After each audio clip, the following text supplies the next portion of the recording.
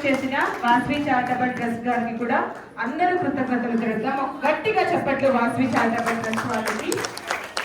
అలాగే ఈరోజు కార్యక్రమానికి మూల కారణులైన శ్రీమతి మధురిమ గారికి కూడా థ్యాంక్ యూ సో మచ్ అండి. సో ఈరోజు మీరిద్దరు ఇక్కడ వచ్చి మన ప్రోగ్రామ్ ని గ్రాండ్ సక్సెస్ఫుల్ గా చేసినారు. It will remain forever for us అనమాట. So thank you so much. మీ బిజీ స్కెడ్యూల్ లోను మా కోసం ఇంత టైం స్పెండ్ చేసినందుకు వీఆర్ వెరీ హ్యాపీ. థ్యాంక్స్.